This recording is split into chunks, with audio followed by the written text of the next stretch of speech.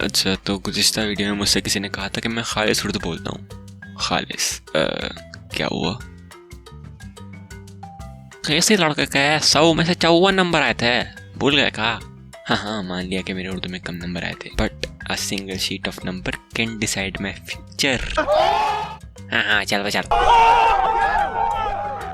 अच्छा जी, तो ये कहानी शुरू करने के लिए मुझे थोड़ी सी मजाकशी करनी पड़ेगी, क्योंकि जनाब इसके बगैर ऐसा ही है जैसे दरवाजे में उंगली दे के मर जाना। By the way, last time किसी ने कहा था कि दरवाजे में उंगली दे के देखी बट कोई काम नहीं है बना, तो यार आप एक काम करो कि एक के बजाय तमाम उंगली दरवाजे की चौखट में रख के और जोर से दरवाजा बंद कर दो, क्या मालूम तब काम बन जाए। Back to the topic. अच्छा जी, तो हमारा पुराना घर था, वहाँ एक खिड़की होती थी जो बाहर गली का नजारा पेश करती थी। अब वो खिड़की एक और चीज के लिए इस्तेमाल होती। अब क्योंकि वो फर्स्ट फ्लोर था तो उस खिड़की से कचरे को ऐसे ही नीचे फेंक देते थे और सुबह कूड़े वाला आके वो कचरा ले जाता था। तो अब हुआ ये कि अम्मी ने पकाए पाए, हमने बड़े शौक से खाए, अब्बू साथ में तंदूरी रोटी भी लाए, उस दिन बड़े मजे आए। अब जी खाना शाना खा के फारे हुए अम्मी ने कहा ये जरा कचरा फेंक के आ जाओ, तो मैंने कहा ठीक है। लो जी, कचरे का थैला हाथ में लिया, हम खिड़की की जानिब चल दिए। अब उस वक्त मैं कोई 9-10 साल का छोटा सा बच्चा था और कद छोटा होने की वजह से खिड़की तक हाथ भी बहुत मुश्किल से पहुंचता था, इसलिए दीवार पे चढ़ के झांकना पड़ता था खिड़की से। अब जनाब उस दिन नींद का खुमार था, सर पे सवार था, जैसे एक वबाल था, जैसे कोई कमाल था। अब इस नींद के खुमार में बह के हमने सोचा कि क्या दीवार पे चढ़ा जाए, छोड़ो ऐसे ही फेंक देता हूँ। ले भैया, अपन आ गया टशन में और देर घुमा के हवा में कचरे का थैला उछाला और इसी हिसाब किताब से फेंका के नीचे गया बिल्कुल। अब लो जी, नीचे फेंक के मैं आगे कमरे में और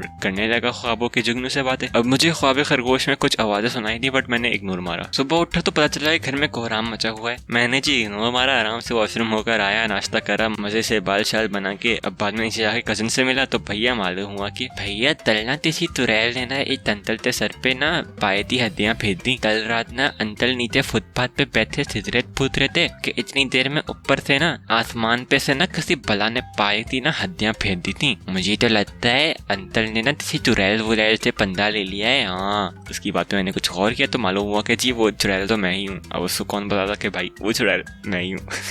अब भैया हुआ ये था कि जैसे ही मैंने कचरा खिड़की से नीचे फेंका तो नीचे एक अंकल उखड़ू बैठे फुटपाथ पे सिगरेट फूंक रहे थे और वो कचरे का थैला सीधा उनके सर पे जा पड़ा। अब चलो सीधा साधा कचरा होता तो ज्यादा से ज्यादा गंदे हो जाते, बट ट्विस्ट ये कि हमने उस दिन पाए खाए थे और पाए की वड्डी वड्डी हड्डियां उस कचरे के थैले में थी और वो सीधे जाके अंकल के टकले सर पे बजा और वो उसको चुड़ैल का करिश्मा समझे। मैंने कहा हाँ यार, पता नहीं होता तो ही होता, क्या पता चुड़ैल भी हो सकती है। अंकल तो एहतियात करनी चाहिए, बाबा बंदाली वालों जादू करने वालों से तापता तो चुड़ैल पीछे पड़ गई हो। अब अगर ये वीडियो अंकल देख रहे हैं तो मैं कहना चाहता हूँ कि आई एम सॉरी। वैसे पाई की हड्डियों का टेस्ट कैसा था? आगे क्या हुआ वो मैं बाद में बताऊंगा, अभी आगे बहुत सी वीडियोस बनाने बाकी हैं।